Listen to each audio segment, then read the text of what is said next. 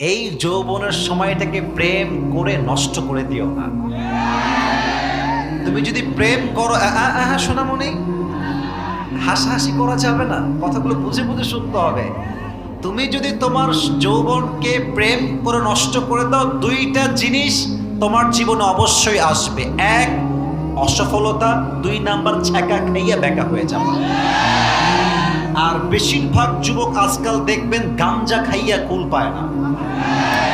এদের পেছনে 80% বেশি যুবক ভালো চরিত্রহীন নারীরা দাঁড়িয়ে আছে। যুবক ভাই, কিছু কিছু মেয়ের চরিত্র এত খারাপ, এরা ছেলেদেরকে নাকের ডগায় দড়ি দিয়ে ঘুরাইতে খুব পছন্দ করে।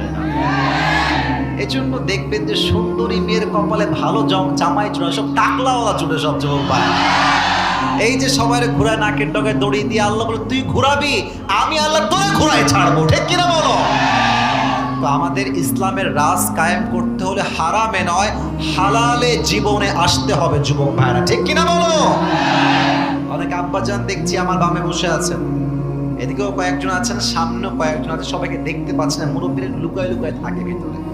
তো মুরব্বী আব্বাজানদের পায়ে হাত রেখে বিনয়ের সাথে বলছে, আমি তাফসিরে যাচ্ছি এখনই, তবে কিছু কথা না বললে যুবকদের, মুরব্বীদের, মায়েদের, বোনদের হকটা আদায় হবে না আজকে।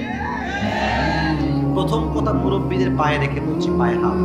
মুরব্বীদের কথাটা হচ্ছে এই, আপনাকে আমার কথা বুঝতে কোনো সমস্যা হচ্ছে?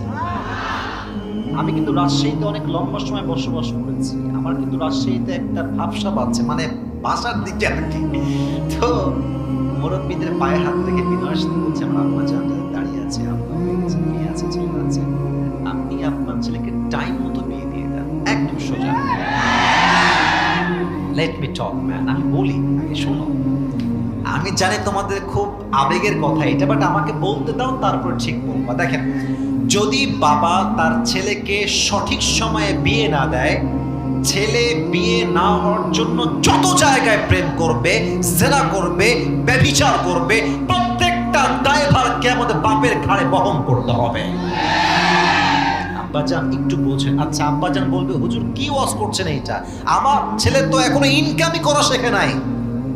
আপনি বলেন যে বাবা তুই বিয়ে কর, 1 বছর, 1.5 বছর, 2 বছর যদি চালাইতে হয়, আমি বাপ তোর বউকে চালাবো, যা।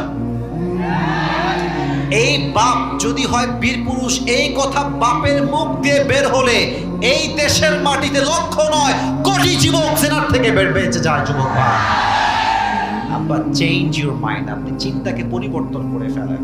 নাম্বার 1 বাবাদের জন্য কথা। নাম্বার 2 প্রত্যেকটা বাবার জন্য আমার কথা। আপনারা কি রাগটা করছেন না তো আমার কথা ভাইরা? বাবার পায়ে হাত রেখে বলছি, আব্বাজান যদি আপনার মেয়ে থাকে, আগে বলেছিলাম কি থাকে, ছেলে, এবার বলছি যদি মেয়ে থাকে, টাকাওয়ালা যুবকের সঙ্গে নয়, চরিত্রবান যুবক দেখে আপনার মেয়েকে বিয়ে দেওয়া লাগবে।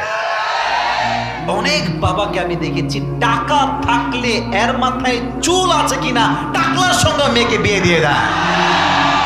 তো ওই নগর এক যুবক ওই মেয়ের বাপকে ধরছে রাস্তার মাঝে, মানে মেয়েটাকে সে পছন্দ তোমার টাকলা নিয়ে চলে গেছে আর কি। তো মনে অনেক কষ্ট। তো মুরব্বীকে বলছে, মুরব্বী ये आपने क्या कर दिया, किसके साथ किसकी शादी दी, इसके सर पे तो बाल नहीं है। মুরব্বীকে বলছে, মুরব্বী মাথায় তো কি নাই, চুল নাই, কার সঙ্গে মেয়ের বিয়ে দিলেন? তো মুরব্বী এক কঠিন জবাব দিয়েছে। মুরব্বী বলছে, বেটা सर पे बाल नहीं है तो क्या हुआ, जेब में माल तो है ना। মানে বাবা মাথায় চুল নাই, ফাঁকা ঠিক আছে, বাট পকেট তো ভারী। তার মানে কিছু বাবার চিন্তা হচ্ছে এইটা, ছেলের সরকারি চাকরি থাকলে, টাকা থাকলে বিয়ে দিব, চরিত্র আছে কিনা দ্যাটস ডাজন্ট ম্যাটার। ঠিক কিনা বলো? আব্বাজান এই চিন্তা থেকে বের হয়ে আসেন। সামনে আসছে শীতকাল। ওই যুবক, যেই যুবক 5 ওয়াক্ত নামাজ বা জামাত আদায় করে মসজিদে এসে শীতকালে ওযু করে, এর চাইতে পারফেক্ট ছেলে আপনার মেয়ের জন্য আর কেউ হতে পারে না। নওগাঁর ভাইরা, আল্লাহ আমার আব্বাজানদেরকে বোঝার তৌফিক দান। তোমরা আমিন না কইলে আমি ওয়াজ কারে করি? আরেকবার কোন আমিন। দ্বিতীয় কথা, আমার প্রিয় বোনদের জন্য, মায়েদের জন্য খুবই সারসংক্ষেপ অল্প কথা। মায়েরা, বোরকা পরে আপনি আসছেন আমি জানি, আপনি হিজাবও পরে আছেন আমি জানি, বাট একটা কথা মাথায় ইনস্টল দিয়ে নেন আমার প্রিয় বোন, প্রিয় মা, বোরকা পরলে আসলে দিনদার হওয়া যায়। আপনি যান রাজশাহীতে, দেখবেন যত মেয়ে পার্কে প্রেম করছে তার 80% বোরকাওয়ালিরা প্রেম করছে। আমি বলেন আমার কথা ঠিক আছে কিনা? বোরকা হচ্ছে একটা বাহ্যিক পোশাক, যে I am from Muslim family, but just মুসলমানের পরিচয় দিলে হবে না, চরিত্র তো মুসলমানের মতো হওয়া লাগবে। যুবক ভাইরা বোনেরা, বোরকা পরেই ভাইবেন না ইয়ার हम तो अभी के भी जन्नत से भाग के दुनिया में आए हैं, এইটা ভাবা যাবে না। চরিত্রবান মেয়ে সে, যার চরিত্র সে রক্ষা করে চলবে, ঠিক কিনা বলো? আল্লাহ প্রত্যেকটা মা বোনকে বোরকাতেও দিনদার হওয়ার তৌফিক দান করুক, চরিত্রের দিক থেকেও দিনদার হওয়ার তৌফিক দান করুক। পড়া আমিন। আজকে আলোচনা করব যেই পাড়ার থেকে, শুনে না, এখন থেকে শোনা শুরু করেন, মাথায় ঢুকায় না। পাড়াটা হচ্ছে 30 নাম্বার পাড়া। কত? মুরব্বীদের সাউন্ড একটু কম পাচ্ছি। আব্বাজান আপনাকে অনেক ভালোবাসে, আপনি সাউন্ড দিয়ে বলেন, সবাই বলেন কত নাম্বার পাড়া। যে সূরা থেকে তাফসীর করব, সূরাটার নাম হচ্ছে সূরাতুল কাউসার। আমি শোনেন নাই নাকি আপনারা? কোরআনুল কারীমের সবচেয়ে বড় সূরার নাম হচ্ছে সূরাতুল কাউসার। বড় না ছোট? শুধুই কি ছোট না, সবচেয়ে ছোট? সবচেয়ে ছোট। আচ্ছা, এই সূরাটা হচ্ছে সংখ্যা অনুযায়ী কোরআনের আয়াতের যে সূরার যে সংখ্যা আছে, এটা হচ্ছে 108 নম্বর সূরা। নওগাঁর ভাইরা কত নম্বর সূরা? 100। আচ্ছা, এই সূরার আয়াত সংখ্যা হচ্ছে মোট 3টা। কয়টা? আচ্ছা, এই সূরা এটা হচ্ছে মাক্কি সূরা। কি সূরা?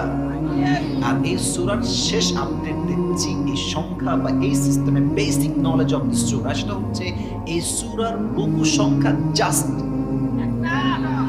কথা বলেন সবাই, কয়টা? এবার আসুন, কোন সূরার তাফসীর যদি কেউ পেশ করতে চায়, সানাউল্লাহ পানিপতি রহমতুল্লাহ আলাইহি লিখেছেন তার তাফসীর গ্রন্থে যে 5টা বিষয় যদি আপনি উল্লেখ না করেন, আপনার সূরার তাফসীর অসম্পূর্ণ থেকে যাবে। কয়টা? ভাবের বাইরে শুনে বলেন সবাই, কয়টা? নাম্বার 1, একটু বুঝে শুনে শুনবেন, তাফসীরের বাইরে আমি ডান বাম করব না। 1, রাইট প্রনাউন্সিয়েশন, সঠিক উচ্চারণের তেলাওয়াত। 2 হচ্ছে রাইট ট্রান্সলেশন, সঠিক তরজমা। 3rd হচ্ছে শানে নুজুল, what's the background behind it, এই সূরা কখন নাজিল হয়েছে, কেন নাজিল হয়েছে, আল্লাহ কেন নাজিল করলেন, জানার দরকার। নগর ভাইয়ের আছে না নাই? 4, what is the explanation of this সূরা, এই সূরার তাফসীর বা ব্যাখ্যা কি। 5, what are the lesson that you have got from this সূরা, আপনি এই সূরাতে কি শিক্ষা পেয়েছেন। এই 5টা বিষয় যে বলবে তার তাফসীরটা সম্পূর্ণ হবে। সুবহানাল্লাহ। তাহলে একবার বলেন তো, এই সূরাটার নাম কি? কাউসার। আমি তেলাওয়াত করছি। أعوذ بالله من الشيطان الرجيم بسم الله الرحمن الرحيم إنا أعطيناك الكوثر فصل لربك وانحر إن شانئك هو الأبتر الله أكبر তেলাওয়াত শেষ। প্রথম চ্যাপ্টার, সেকেন্ড চ্যাপ্টার তরজমা। আল্লাহ তাআলা বলছেন, ইন্না আ'তাইনাকাল কাউসার, O my prophet, we have granted you কাউসার, ইয়া রাসূলুল্লাহ, ইয়া হাবিবাল্লাহ, আমি আল্লাহ তাআলা আপনাকে হাউজে কাউসারের মধ্যে একটা অসাধারণ নিয়ামত দান করেছি। সুবহানাল্লাহ পড়েন।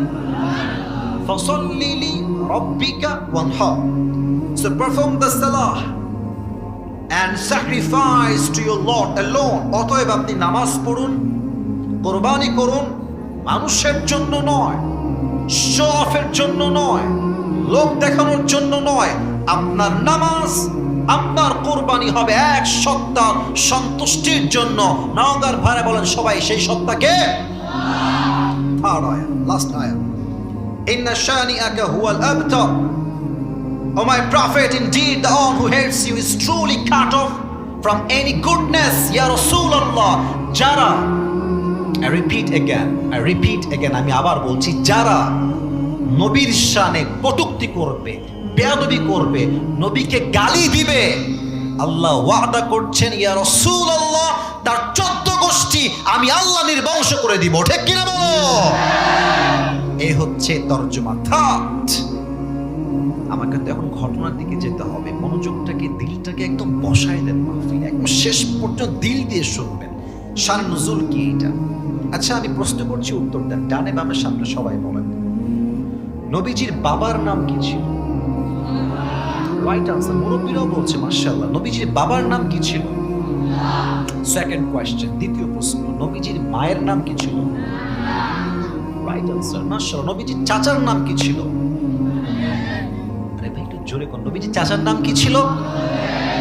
আচ্ছা আরো কিছু, দুইটা প্রশ্ন করব। নবীজির দাদার নাম কি ছিল? Abdul Muttalib. লাস্ট কোয়েশ্চেন, নবীজির তো বউ ছিল মোট 11টা, কয়টা? জাস্ট আমাকে একটা উত্তর দিলেই এনাফ এখানে প্রশ্নের বিষয়। নবীজির ফার্স্ট ওয়াইফ বা প্রথম স্ত্রীর নাম কি ছিল? খাদিজা। সুবহানাল্লাহ বলেন সবাই। একদিন নবীজি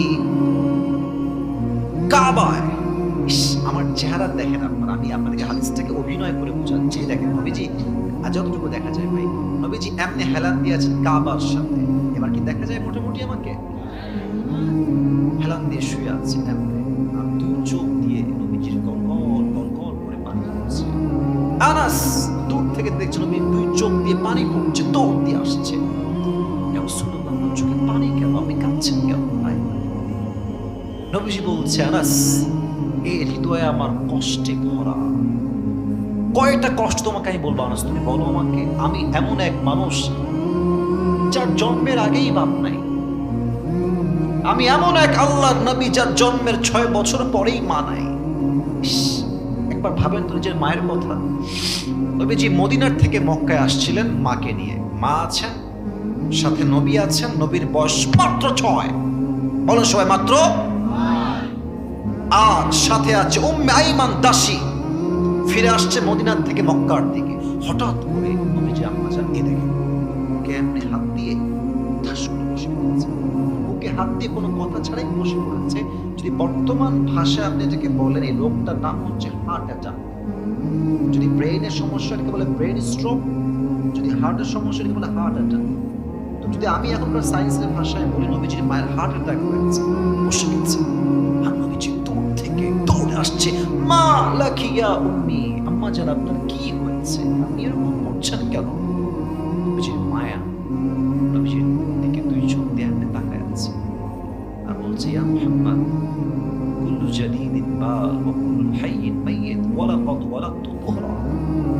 আবার বলছে, কুল্লু জাদীদিন মাইয়িত ওয়া কুল্লু হাইয়িন, কুল্লু জাদীদিন বাল ওয়া কুল্লু হাইয়িন মাইয়িত ওয়া লাকাদ ওয়ালাদতু তুহরা।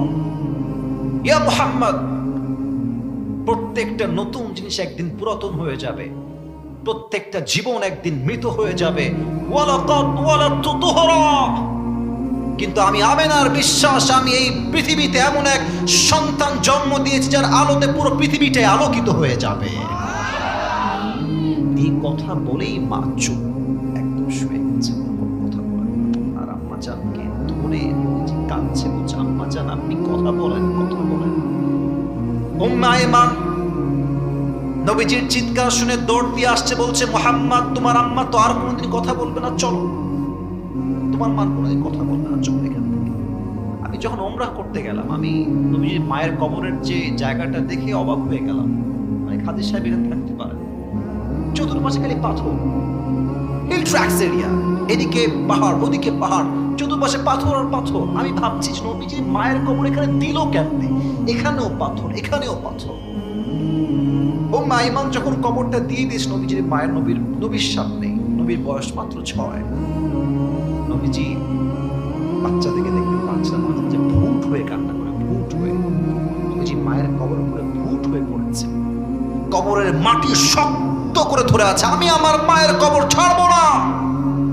উম্মে আইমান হাত ধরে বলছে, মুহাম্মদ দাঁড়াও, আসো আসো, যেতে হবে আমাদেরকে ফিরে। মুহাম্মদ ছাড়ে না। একবার উম্মে আইমান নবীজিকে জোর করে দূর পর্যন্ত নিয়ে গেছে, অনেক দূরে।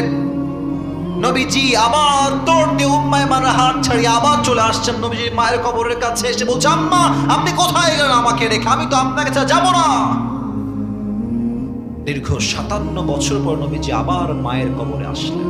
57 বছর পরে, হায়াতের হায়াতের শেষ মুহূর্তে আমি হাদিসটা আপনাকে কোন ভাষায় ব্যাখ্যা করবো? আপনি জাস্ট আপনার মাকে ভাবেন যে আপনি আপনার মায়ের কবরের সামনে আসছেন। Just try to think about it. একটু এভাবেই ভাবেন। সাহাবা একরাম, যাও তোমরা ফিরে যাও, আমি একা একা আসছি পরে। সাহাবা একরাম সব ফিরে গেছে। নবীজি নিজে আমার হাঁটু দেখেন। আমার মান্দার ভাইয়েরা, নবীজি দুই হাঁটুকে এমনি তুলেছেন, এই বড় দেখাতে পারছেন যে আমার পরিবেশটা এরকম না। আর এই দুই হাত নবীজি মায়ের কবরের ডান পাশে। নবীজি কথাগুলো বলেছেন, আমি জাস্ট ওই কথাগুলো কোট করছি। যুবক ভাইয়েরা, পরিচার্থে কথাগুলো শ্রবণ করো। নবীজি বলছে, আম্মা জান, আপনার চলে যাওয়ার পরে আমি বুঝতে পেরেছি পৃথিবীতে মায়ের মতো নিঃস্বার্থ ভালো আর কেউ বাসতে পারে না। প্রথম কথা। দ্বিতীয় কথা, এটা কিন্তু মনোযোগ দিয়ে শুনতে হবে। এটা নবীজির হাদিস, আমি একটা কথা বারবার বলছি না। নবীজি বলছে, আম্মা জান, ও আম্মা জান, ওয়াল্লাহি আল্লাহর নামে শপথ করে বলছি, আমার মা যদি দুনিয়ায় বেঁচে থাকতো আর আমি মুহাম্মদ এশার নামাজ আদায় করতাম, এশার নামাজ পড়ছি আল্লাহু আকবার, আর ইতিমধ্যে আমার মা বলছে ইয়া মুহাম্মদ, আমি নামাজ ছেড়ে দিয়ে বলতাম লাব্বাইক আম্মা জান। নামাজ পড়ছি আমি, মা বলছে কি ইয়া মুহাম্মদ। আমার কাছে মায়ের গুরুত্ব এত বেশি যে আমি নামাজটা ছেড়েই বলতাম মুহাম্মদ আপনার খেদমতে হাজির হয়ে গেছে আম্মা জান। সুবহানাল্লাহ। আরেকটা কথা বলি অবাক করা। নবীজি বলছে, আম্মা জান, যদি আপনি আমার জন্য বেঁচে থাকতেন দুনিয়াতে, আমি আপনার এমন খেদমত করতাম, এমন সেবা করতাম, পুরো পৃথিবীতে এটা ইতিহাস হয়ে থাকতো যে মুহাম্মদ নামের একজন যুবক তার মাকে মন ভরে খেদমত করেছে। সুবহানাল্লাহ পড়ে। আপনাদের অনেকের বউ আছে, অনেক বিবাহিত ভাইয়েরা এখানে আছে। একটা কথা বলছি, বউরা রাগ করবেন না, আর বিবাহিত ভাইয়েরা এটাকে আপনারা খারাপ দিকে দিবেন না। বলবো না কি বলবো? অনেক জোরে বলেছেন আপনারা, আমি আবার বলছি, বলবো কি বলবো না? বিয়ের পরে যখন অভাব আসবে, মিথ্যা অপবাদ আসবে, সব আপনার বিপক্ষে যাবে, আপনি বিপদে পড়বেন, আমি আপনাদেরকে আল্লাহর নামে কসম করে বলছি, তখন বুঝবেন যে আপনার বউ আপনার বিপক্ষের অবস্থা আছে। এবং যেই মাকে, যেই বাপকে অবহেলা করছেন, খাইতে দেন নাই, পড়তে দেন নাই, কল দেন নাই, যত্ন নেন নাই, সবচেয়ে খারাপ সময় আপনার বউ আপনার হাত ছাড়তে পারে, বাট বাপ্পা আপনার হাত কখনো ছাড়বে না। নওগাঁর ভাড়া, আব্বা আম্মার ভালোবাসায় কোনো স্বার্থ হয় না, কোনো তুলনা হয় না। বউ বিপদে হাত ছাড়তে পারে, কিন্তু মা, যেই মা আপনাকে জন্ম দিয়েছে, এই মা কোনো পাশে বেইমানি করতে পারে না। যুবক ভাড়া, ঠিক কিনা বলো? আম্মা জান, আমি বুঝেছি আপনি যাওয়ার পরে পুরো দুনিয়াটা হচ্ছে স্বার্থের খেলা, এখানে স্বার্থ ছাড়া কেউ কাউকে ভালোবাসে না। আম্মা নাই, শেষ।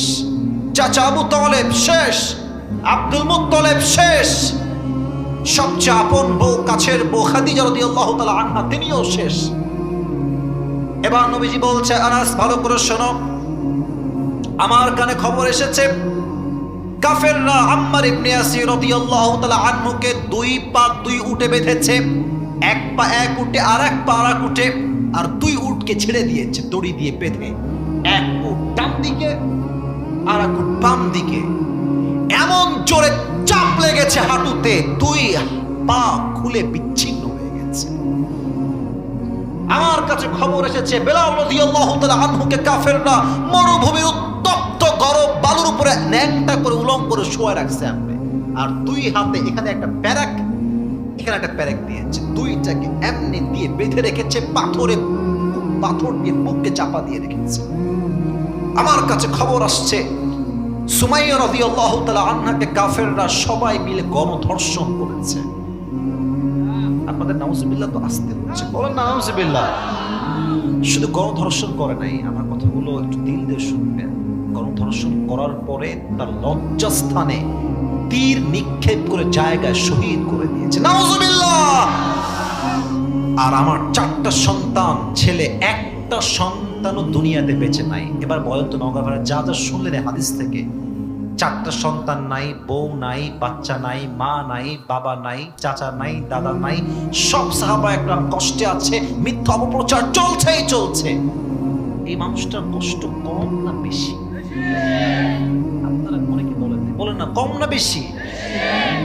তো আচ্ছা, আমি যে কথা বলছি আপনাদের সাথে, মাঝে মাঝে আমি নিচের দিকে তাকাচ্ছি না, একবার উপরে, একবার এদিকে, আর একবার এদিকে।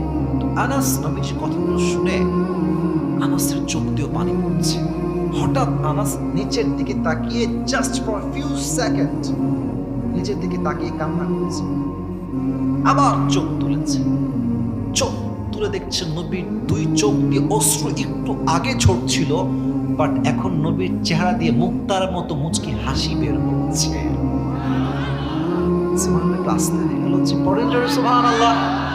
আনাস বলছে, ইয়া রাসূলুল্লাহ, ইয়া হাবিবাল্লাহ, একটু আগে চোখের কোঠায় পানি, এখন দেখছি আপনি মুচকি হাসছেন, কারণ কি ইয়া রাসূলুল্লাহ, ইয়া হাবিবাল্লাহ? এবার আল্লাহর হাবিব ডাক দিয়ে বলছে, আনাস তুমি তো দেখো নাই, এই মুহূর্তে জিবরাইল আলাইহিস সালাম আমাকে হাউজে কাউসারটাকে নিয়ামত হিসেবে দিয়ে গিয়েছে।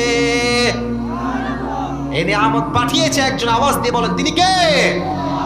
এখন অনেকে প্রশ্ন করতে পারে, মুরব্বীরাও করতে পারে, যুবকরা, যে হুজুর কথা তো আপনার ঠিকঠাক আছে, বুঝলাম, ভাইজান কই যায়?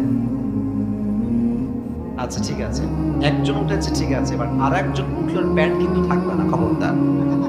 টান দিয়ে ধরে বসায় দিবেন যুবক ভাইরা, ঠিক কিনা বলো? মজা করে বলছি, বাট উঠবেন না, একজন উঠলেও খারাপ দেখায়। এখনকার প্রত্যেকটা মানুষ এই জেহেন দিয়ে নয়, ব্রেন দিয়ে নয়, কলিজার থেকে ওয়াজগুলো শ্রবণ করছে, ঠিক কিনা বলে? আচ্ছা প্রশ্ন কি হতে পারে, হুজুর আপনি বললেন নবীজির সন্তান নাই, নবীজি হতাশ কষ্টে আছেন। আচ্ছা হাউজে কাউসার তো একটা পানি, এটা কি? ওদিকে অনেকে বসে আছেন, হাউজে কাউসার এটা কি? পানি। আমার ছেলে মারা গেছে, যদি আল্লাহ আমাকে ছেলে দেয় তাহলে সান্ত্বনা, যে আল্লাহ আমার ছেলের বদলে আর একটা ছেলে দিয়েছে, কথা কি বোঝা যায়? কিন্তু হারিয়েছে সন্তান, আল্লাহ দিচ্ছে পানি। পানির সঙ্গে ছেলের সম্পর্ক কোথায়? নবীজি হাসছেন কেন তাহলে? প্রশ্ন বলেন তো নগর ভাইরা, আছে না নাই? এই হাসির মোট 4টা ব্যাখ্যা আছে, তাফসীর আমি পেয়েছি, শুনবেন তো সবাই ইনশাআল্লাহ। এক, আমরা কিসের ঘরের সন্তান? কাফের ঘরের সন্তান না মুসলমান ঘরের সন্তান? আমি জোরে সোরে আওয়াজ দিয়ে শুনতে চাই, আমরা কি হিন্দুর ঘরের লোক নাকি মুসলমান ঘরের লোক? আমরা কি খ্রিস্টান না মুসলমান? আমরা কি বৌদ্ধ না মুসলমান?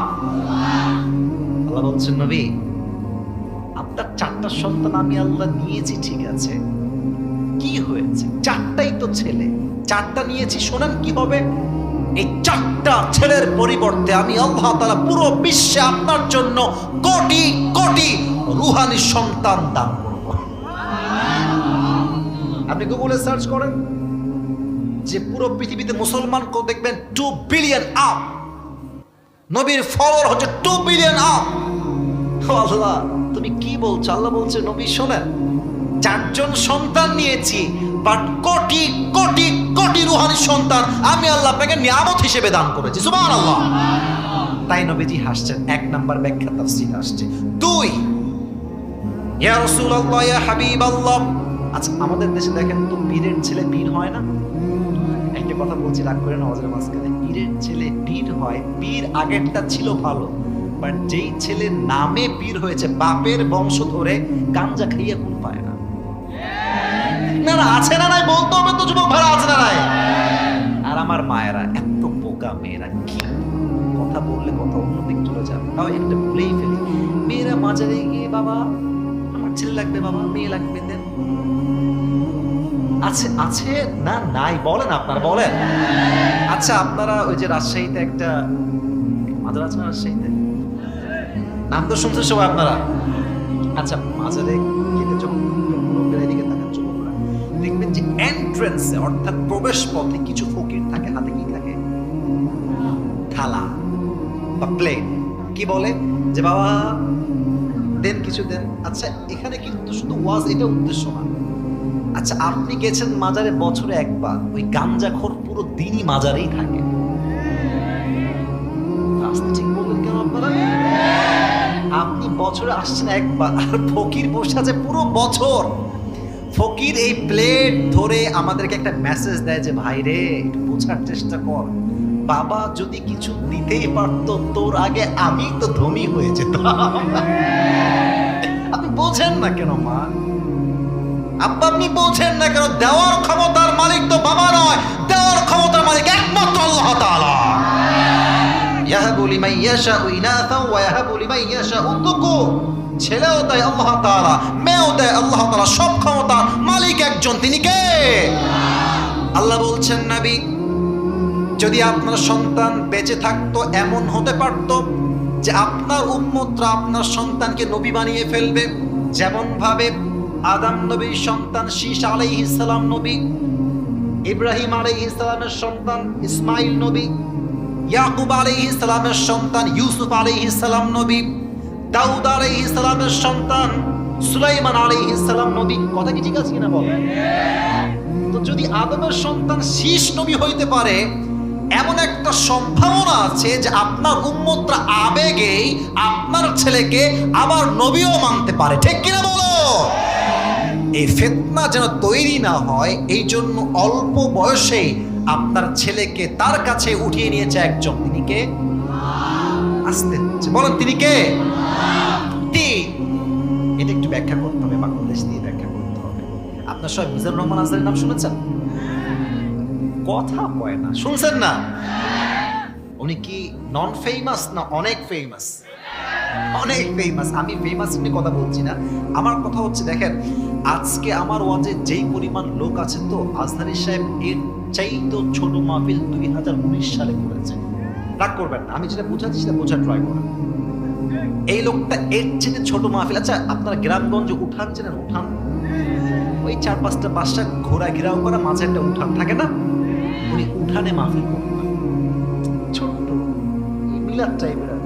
19 সালের কথা বলছে, 18 সালের কথা বলছে। বড় মাহফিলে করেছে, ছোট মাহফিলে করেছে।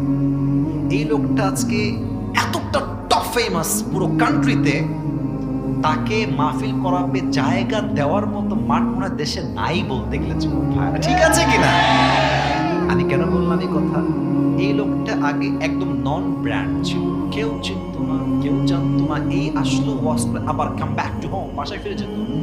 এখন তাকে নিয়ে আসতে হলে কমপক্ষে 100 নয়, কমপক্ষে 1000 পুলিশ প্রোটোকল লাগবেই লাগবে। আপনাকে আমি কথা কেন বলছি? আপনি হাদিসের দিকে ফোকাস করেন, হুজুরের দিকে নয়। একটা সময় কিন্তু আজহারীর সাথে আমাদের হুজুররা বলছে কাফের, বলে নাই? ইভেন আমি তো দেখেছি অনেক হুজুরা ওনাকে নাউজুবিল্লাহ বলতে পারবো না, ওনাকে এত বাজে ভাষায় গালিগালাজ করেছে। ইভেন আমাদের দেশে কিন্তু সুন্নি ভাইরা আছে, আমি সুন্নি ভাইদেরকে অনেক ভালোবাসি, বাট কিছু সুন্নি আছে নামধারী ভণ্ড, এরা খালি জিলাপি খায়, সিন্নি খায়, নবীর আসে গাঞ্জাটাই না কুল পায় না। আমি দেখেছি আমার প্রিয় ভাইরা আজহারী সাহেবের বিশাল বড় ব্যানার টাঙাই দিয়ে জুতা দিয়ে পিটাইছে। আচ্ছা এবার আপনারা কর, এই যে এত কাফের বললেন, এত অপপ্রচার, নবীর সামনে বিরুদ্ধাচরণ করেছে, বেয়াদব, কাফের, লম্পট, কত গালি তো আজহারী সাহেবকে দিলেন। আপনার অপপ্রচারকেই আল্লাহ তার পক্ষের প্রচার শক্তি হিসেবে কবুল করেছে। আচ্ছা আরো এক্সাম্পল দিই, শহীদ আল্লামা দেলোয়ার হোসেন সাঈদী হুজুরকে আমাদের আওয়ামী ফেস্টিভ্যালে কি ট্রাই করলো? উনি হচ্ছেন বলেছে না? আর সাঈদী সাহেব ওপেনলি সবার সামনে বলেছে, আমাকে যারা রাজাকার বলবে তারা পিতৃ পরিচয়হীন অবৈধ সন্তান। তখন তো খুব অপপ্রচার করেছেন যিনি রাজাকার, যুদ্ধ অপরাধী। আমি এত মিথ্যা অপবাদ, এত মিথ্যা প্রচার, সব মিডিয়া তার বিরুদ্ধে অপপ্রচার করেছে, সম্মান কমছে না বাড়ছে? বরং এখন তো ক্ষমতার থেকে নামার পরে প্রমাণ পাওয়া যাচ্ছে যে প্রত্যেকটা সাক্ষীকে বাধ্য করে হুমকি দিয়ে সাক্ষী দেওয়ানো হয়েছে, ঠিক কিনা বলো? প্রচার করেছেন, আল্লাহ পক্ষের প্রচার বানাই দিয়েছে। এবার আসে নবীর বেলা, হাজিরা সব হজ করতে আসছে মক্কায়। আবু জাহেল বলছে, হাজি সাহেবরা খবর দাও, এ মক্কার জমিনে এক পাগল আবির্ভাব ঘটেছে, খবরদার কেউ তার কথা শুনবা না, শুনলে তোমরা জাদুগ্রস্তের শিকার হয়ে যাবা। দেখবেন মানুষকে মানুষ যা করতে নিষেধ করে বেশি, ও আসলে তাই করে বেশি, ঠিক আছে কিনা বলেন? কাফেররা বলছে এই মুহাম্মদ আবারকে জীবনে তো নামও শুনি নাই, তাকে দেখিও নাই জীবনে, এবার তো দেখেই ছাড়বো আমরা। সব কাফেররা গিয়েছে নবীকে দেখতে, তো বলছে যে কিছু শুনবো না, 2 কানে 2 হাত থাকবে, কান বন্ধ, জাস্ট চোখ দিয়ে এক নজর দেখবো লোকটা আসলে কে রে। নবীর কাছে গিয়েছে, দেখবেন নবীজি দেখছে নবীজি বাইতুল্লাহর সামনে বসে কোরআনটা খুলে মধুর কণ্ঠে সূরা রহমান তেলাওয়াত করছে। আচ্ছা, নওগাঁয় পাগল আছে না? আরে কথা কোনো আছে না? দেখবেন পাগলের চুলগুলো উস্কো খুস্কো, কাপড়গুলো ছেঁড়া মোড়া, দেখলেই বোঝা যায় এটা আত পাগলা আসছে। ঠিক আছে কিনা বলেন? তো তারা দেখছে মুহাম্মদের চুলগুলো সুন্দর পরিপাটি সিধি করা, দেহর স্ট্রাকচার এত সুন্দর লম্বা, এত সুন্দর সুন্দর চেহারা, চাঁদের মতো চেহারা তার, লাবণ্যময় চেহারা তার। কাফেররা বলছে পাগলের চেহারা তো এত সুন্দর হয় না। এবার তারা এই দেখেন, এই দুই কান থেকে হাত পাইছে, আর নবীর কণ্ঠের যে সুন্দর মাধুর্য, মেলোডিয়াস ভয়েস, সুন্দর যে কণ্ঠ, এই কণ্ঠে কাফেররা পাগল হয়ে গেছে, হাজিরা পাগল হয়ে গেছে। এবার হাজিরা ডাক দিয়ে বলছে, তোমরা কি বললা আর দেখলাম কি? এই লোকের আদর্শ জাস্ট আমরা গ্রহণ করব না, বরং তার আদর্শ নিয়ে গোটা বিশ্বে আমরা ছড়িয়ে দিব। কোন সুবহানাল্লাহ। নবী কাফেররা আপনার বিরুদ্ধে অপপ্রচার করে, আমি আল্লাহ আপনার সমস্ত অপপ্রচারকে আপনার পক্ষের শক্তি হিসেবে কবুল করব। আল্লাহু আকবার। 4 নাম্বার ব্যাখ্যা নিয়ে শেষ করছি তাফসীরের পয়েন্টটা। আপনারা কি রাত বেজে গেছে 12টা, আমার ওয়াজের সময় দেওয়া ছিল 1 ঘন্টা। 12টার পরে কি একটু ওয়াজ করা যাবে না আজকে? আপনাদের মুরব্বীরা দেখেন কি ধৈর্য নিয়ে বসে আছে। নওগাঁতে আপনি দেখবেন এই এলাকার মানুষ খুব ভদ্র। আমি ভালোবেসে বলছি, আমার অনেক ছাত্র ভাই নওগাঁ, আমি দেখেছি ক্লাসে সবচাইতে ভদ্র যেটাই হচ্ছে নওগাঁর ছেলে। ঠিক আছে কিনা বলে?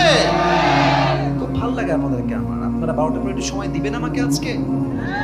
আচ্ছা, তাহলে 1 ঘন্টা তো ওয়াজ করেই ফেলেছে, এটা কাশি দেন একটু অ্যাক্টিভ হয়ে আবার লেটস ট্রাই अगेन। লিল্লাহি তাকবীর। না, ওয়াজ পাইনি, মন মতো হয় না। আবার লিল্লাহি তাকবীর। 4 নাম্বার ব্যাখ্যা অসাধারণ। ইয়া রাসূলুল্লাহ, আপনি দুনিয়াতে হাউজে কাউসারের মূল্য বুঝবেন না। কিয়ামতের দিন যখন সূর্য তার 12টা মুখ জমিনে ছেড়ে দিয়ে পুরো জমিনটা তামা তামা হয়ে যাবে গরমের ঠেলায়, মানুষগুলোর জিহবাগুলো বের হয়ে যাবে তৃষ্ণায়, কুকুরের মতো ঝুলতে থাকবে। ওই মুহূর্তে যেই বান্দা হাউজে কাউসার থেকে 1 ঢোক পানি পান করবে, জান্নাতে প্রবেশ করা পর্যন্ত সে কোনো বিবাসিত হবে না। সুবহানাল্লাহ। এই হচ্ছে আল্লাহ আপনাকে নিয়ামত দিয়েছে হাউজে কাউসার। 4টা ব্যাখ্যা পেলাম। আচ্ছা, এখানে একটা বাচ্চা আছে, এই যে বাচ্চা, এই তুমি এই যে দেখো তো, এই যে বাচ্চাটাকে, বাবু দাও তো দেখি, তুমি সোনামণি, তোমার নাম কি? আলামিন। ওর বয়স কত হবে? 7, 8, 9 এরকমই। বসে পড়ো। কি বলছি দেখেন। ওকে আমি ডাকলাম, ডেকে বললাম যে বাবু একটু পানি নিয়ে আসো তো। দেখবেন যে নিয়ে ঠিক আছে চুপ চুপ যাচ্ছি, নর্মালি কোনো রিয়াকশন। আচ্ছা, ওকে আমি ডাকলাম, কথা কাজ বুঝেন, তাফসীর ভালো বুঝে আসবে। বললাম যে বাবু এদিকে আসো। আসছে। হুজুর কি হয়েছে? এই নাও চকলেট, এই নাও কোন আইসক্রিম, এই নাও 500 টাকা, এই নাও চকলেট, এবার যাও তো পানি নিয়ে আসো। ও এমন দৌড় দিবে, ও লুঙ্গি খুলে গেলেও টের পাবে না। কি বুঝালাম? কিছু পেতে হলে কিছু দিতে হয়। আপনি কিছু না দিয়ে চাইবেন, দিলে দিতেও পারেন, নাও দিতে পারেন।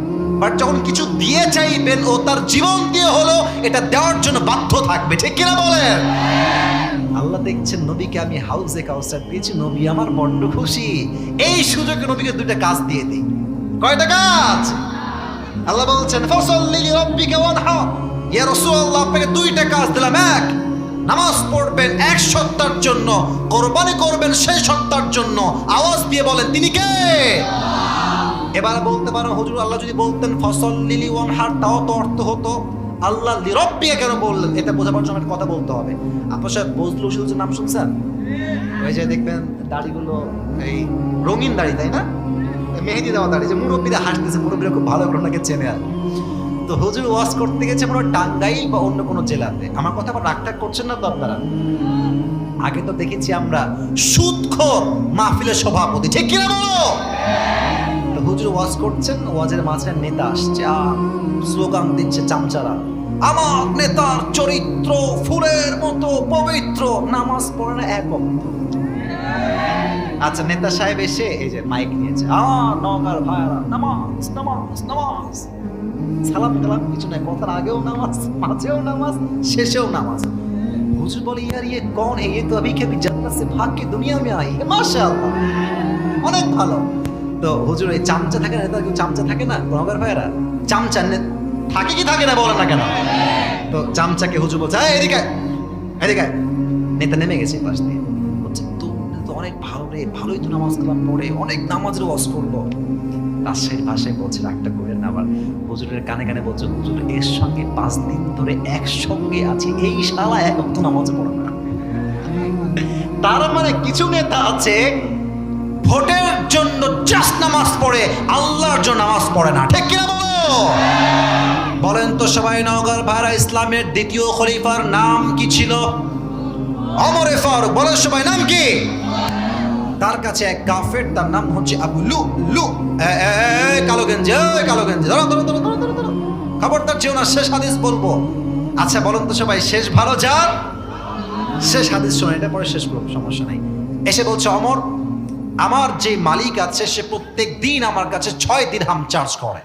নওগাঁর ভাড়া কয় দিরহাম চার্জ করে? তো আপনি এটাকে কমায় 2 দিরহামে নিয়ে আসেন। কয় দিরহাম? 2। তো বলছে তাই নাকি ভাই, আচ্ছা ঠিক আছে, আপনার ব্যবসা কি, কি জব করেন, কি বিজনেস করেন? তো সে বলছে আমি তো মূলত খঞ্জর বানাই, চাকু। বলছে চাকু বানান, খঞ্জর? আপনার ব্যবসা তো অনেক বড়, আপনার তো 6 দিরহাম নয় 10 দিরহাম চার্জ হওয়ার কথা। এই কথা শুনে কাফের রেগে মেগে ফারাও, সবাই যেহেতু মুসলমান তাই তুমি সবার বেলায় হও নরম, আর আমি যেহেতু কাফের তাই তুমি আমার বেলায় হয়েছে গরম, তাই না ওমর? তোমার বিচার আমি করব। আমি আনা বের হয়ে গেছে হুমকি দিয়ে ওমরের দরবার থেকে, বিশাল লম্বা একটা খঞ্জর বানিয়েছে জাস্ট ওমরকে হত্যা করবার জন্য।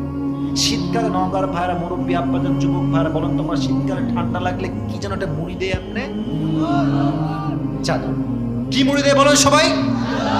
আচ্ছা, এটা হচ্ছে চাদর ফর এক্সাম্পল, যদি চাদর নামে জানি। এইটা সে কি করেছে, 2 পাশে চাদর ঝুলিয়েছে। আমার এই বুক দেখেন তোলে, চাদর এই পাশে একটা, এই পাশে একটা, উপরি ভাগটা দিয়েছে এমনি এই পর্যন্ত, আর এই ডান দিক থেকে নিয়ে পুরো এই পর্যন্ত ঢেকে দিয়েছে। আচ্ছা আমি দেখাচ্ছি, মেয়েরা নেকাব পরে না এমনি, এই পুরোটা ঢাকা থাকে, পুরোটা ঢেকে ফেলেছে, পুরো দেহ চেহারা কভার্ড। আর ডান দিকে রেখেছে বিশাল বড় একটা ছুরি, খঞ্জর। ওমর ফারুক আসছে নামাজ পড়ার জন্য। সফু সফু ফাকুম, কাতা সোজা করো, কাঁধে কাঁধ মিলিয়ে দাঁড়াও, আল্লাহু আকবার। নামাজ দাঁড়িয়েছে। এবার কেউ আমার চেহারা দেখবেন না, সবাই আমার পেট দেখেন, মুরব্বীরা যুবকেরা পেট দেখেন।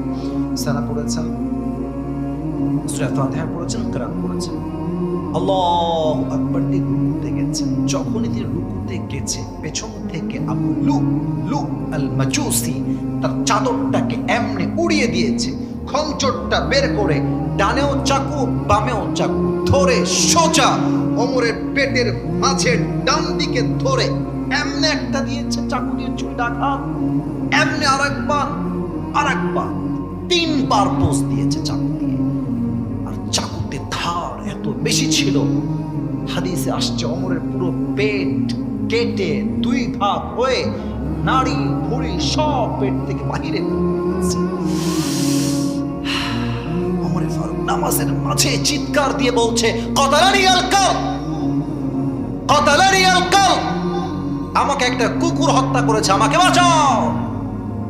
অজ্ঞান হয়ে পড়ে গেছে। ওই কাফের যখন পেছন দিক থেকে পালিয়ে যাবে, এমনে এমনে এমনে যাকে পেয়েছে তাকে ছুরি আঘাত করেছে। হাদিসে আসছে 7 জন সাহাবী চাকুর আঘাতে জায়গাতে স্পট ডেথ, জায়গাতে শেষ, নামাজের মাঝে শেষ। সাহাবা একরাম দৌড় দিয়ে আসছে, ওমর ফারুককে তুলেছে, সাইডে নিয়ে গেছে, একদম চোখ বন্ধ, অজ্ঞান হয়ে গেছে। ডাক্তার আসছে, এসে এই কাঁধে 2 হাত দিয়ে হালকা করে তুলেছেন, 2 ঠোঁটটা হালকা করে ফায়া করেছেন, পানি নিয়ে পানি দিয়েছেন মুখের ভিতরে। মুখ দিয়ে যখন পানি দিয়েছেন, গলা দিয়ে পানি ঢুকেছে, আমার পেট দেখবেন, এই পার দিয়ে ঢুকে মুখ দিয়ে নেমে পুরো পেট কেটে 2 ভাগ হয়ে গেছে। তো নাড়িগুলো বের হয়ে গেছে, মুড়িগুলো বের হয়ে গেছে, পানিগুলো ঢুকে পেট দিয়ে নেমে সব পানিগুলো বের হয়ে গেছে, গলগল গলগল। ডাক্তার তারা বলছে দুধ নিয়ে আসো, দুধ খেলে গাঢ় খাবার সহজে বের হবে না। দুধ নিয়ে এসেছে, দুধ দিয়েছে মুখে, গলা দিয়ে নেমে বুক দিয়ে নেমে পুরো দুই পেট এমন ভাবে কেটে ফেড়ে গেছে, দুধগুলো গলা দিয়ে নেমে বুক দিয়ে নেমে সব এই দৃশ্য দেখে সাহাবায়ে کرام they are 100% damn sure Omar Faruk হয়তো আর বাঁচবে না, এই তো শেষ, খেলাই শেষ। হঠাৎ করে এক সাহাবী দেখছে Omar Faruk a very little bit, একদম ছোট্ট করে চোখ খুলেছে, একদম ছোট্ট। ওই সাহাবী দৌড়তে আসছে, মা লাকা ইয়া ওমর, মা লাকা ইয়া ওমর, হে আমিরুল মুসলিমিন, আপনি ঠিক আছেন কিনা আমাকে বলেন।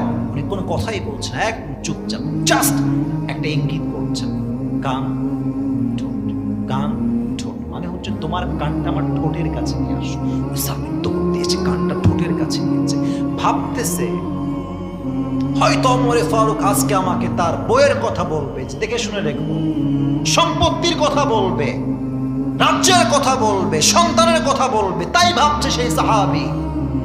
ওমর ফারুক কোনো কথাই জিজ্ঞেস করে, শেষ কথা ওমর ফারুক বলে, এই সাহাবী, আসল্লান নাস, আসল্লান নাস, আমার কোনো খবর লাগবে না, আমাকে জাস্ট এতটুকু বলো, আমি যেই নামাজের ইমাম ছিলাম, আমার অজ্ঞান হওয়ার পরে সাহাবায়ে کرام কি সেই নামাজটা জামাতের সঙ্গে আদায় করেছে কিনা?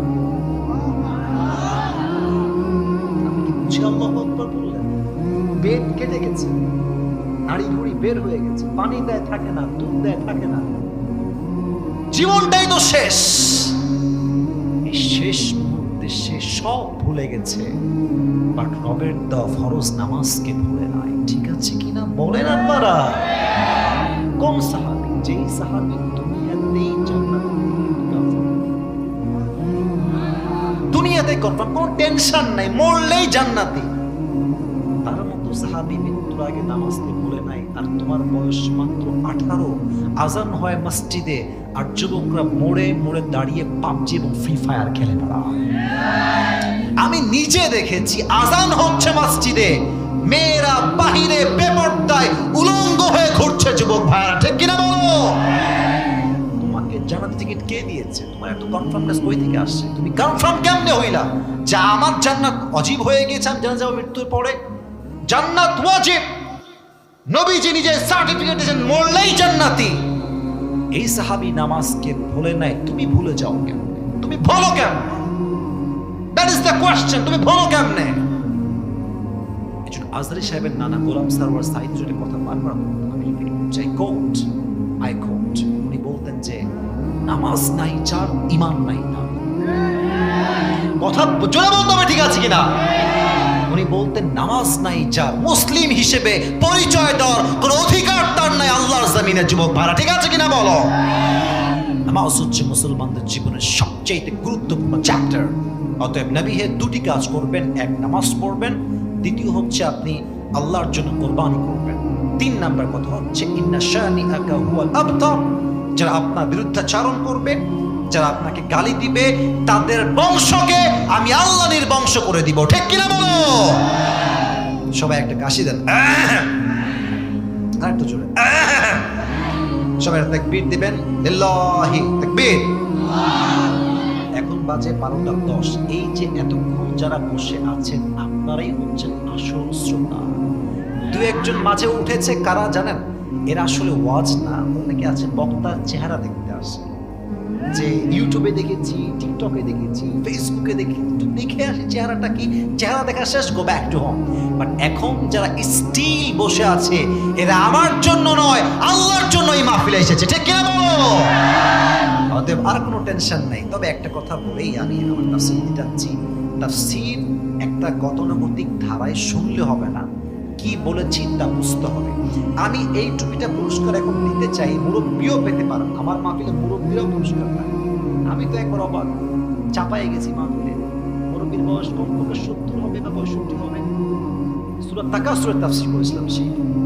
উনি দাঁড়িয়ে প্রত্যেকটা উত্তর কাট টু কাট দিয়েছে, মুরব্বী, 2 ছেলের বাপ, ছেলেগুলো মাহফিলেও আসছে। তা আমি দিলাম মনে হয় 1000 টাকা না 500 টাকা। উনি বলছে এটা আমি নিব না, রাখেন, আমরা পুরস্কার বলছে এটা আমি না, এটা তাফসীর মাহফিল আমি দান করে দিলাম। মুরব্বী মানুষ, তো মুরব্বীরাও পেতে পারেন, যুবকরাও পেতে পারেন। Be ready, try to get ready yourself, প্রস্তুত হয়ে যান। সবাই তাকবীর দেন, লিল্লাহি তাকবীর। আমি পুরো আজকে সারাংশ 2 মিনিটে বলছি। একজন উঠলে খবর আছে, আমি নিজে কাউন্টার করে উঠে যাই। আজকে কত নাম্বার পারা থেকে তাফসীর করেছি সবাই বলেন? Right answer. কত নাম্বার পারা? যে সূরার তাফসীর পেশ করেছি সূরাটার নাম সূরাটার নাম কি সবাই? এটা কোরআন কারীমের 100 কত নম্বর সূরা? এই সূরা কি মাদানী না মাক্কি? আচ্ছা, এই সূরার আয়াত সংখ্যা মোট কয়টা? মাশাআল্লাহ, গ্রেট, অ্যামেজিং, অ্যাপ্রিশিয়েট। এই সূরার রুকু সংখ্যা কয়টা? বলেন সবাই মারহাবা। আচ্ছা, আমি বলেছিলাম কোন সূরার তাফসীর করতে হলে কয়টা জিনিস লাগে? মাশাআল্লাহ। প্রথম হচ্ছে শুদ্ধ তেলাওয়াত। কি তেলাওয়াত? 2 হচ্ছে তরজমা, 2 হচ্ছে 3 শানে নুজুল, কখন নাজিল হয়েছে, কোন প্রেক্ষাপটে নাজিল হয়েছে, 3 নাম্বার। 4 আপনি যে আয়াতটা পড়ছেন এই আয়াতের ব্যাখ্যা কি। 5 আপনি যে ব্যাখ্যা পড়লেন শিক্ষা কি পেলেন। 5টা বিষয় ওয়াজ হয়েছে না যুবক ভাইয়েরা? 5টা বিষয় হয়ে গেছে। এখন আসেন এক ছোট কথা। নবীজির মনে অনেক কষ্ট ছিল, কষ্ট দূর করতে হাউজে কাউসার দান করেছেন একজন। তিনি কে? আমি বলেছিলাম নবীজি কান্না করছিলেন, কান্নার জোরটা মনে হয় আরো বেড়ে গেছে পরে, নাকি? কান্নাটা কিসে পরিবর্তন হয়ে গেছে? মুচকি হাসিতে। সুবহানাল্লাহ পড়েন। বলেছিলাম যে প্রশ্ন হতে পারে হুজুর হারিয়েছে সন্তান, আল্লাহ দিয়েছে কি? পানি। তো পানির সঙ্গে সন্তানের কোনো সম্পর্ক নাই, তবুও নবী কেন হাসছেন? ব্যাখ্যা কয়টা? আরে ভাই কথা কোন কয়টা? এক, নবী হাসছেন কেন? যে আল্লাহ বলছেন নবী 4 জন ছেলে নিয়েছি, তো এটার পরিবর্তে কোটি কোটি সন্তান দিয়েছি। সুবহানাল্লাহ পড়ে। 2 নবী টেনশন করবেন না, সন্তান নিয়েছি কারণ আছে। যদি আপনার সন্তানরা বেঁচে থাকতো, হতে পারে যে আপনার উম্মতরা এদেরকে কি বানিয়ে ফেলবে। এই তো উত্তর পাচ্ছেন তো, বলেন কি বানায় ফেলবে? 3 নাম্বার, নবী সন্তান উঠিয়েছি, টেনশন করবেন না। এই যে কাফেররা আপনাকে গালি দেয়, লেজ কাটা বংশ, তার ছেলে বেঁচে নাই, কেউ বেঁচে নাই, এরা আল্লাহ ভালোবাসে না, অপপ্রচার চলছে, টেনশন নাই। আপনাকে তারা পাগল বলে, অপপ্রচার করে, no tension, not a big deal. ওয়াতুইজ্জু মান তাশা ওয়া তুযিল্লু মান তাশা। যে আল্লাহ সম্মান দিবে তাকে কেউ লাঞ্ছিত করতে পারবে না। ঠিক কি না বলো?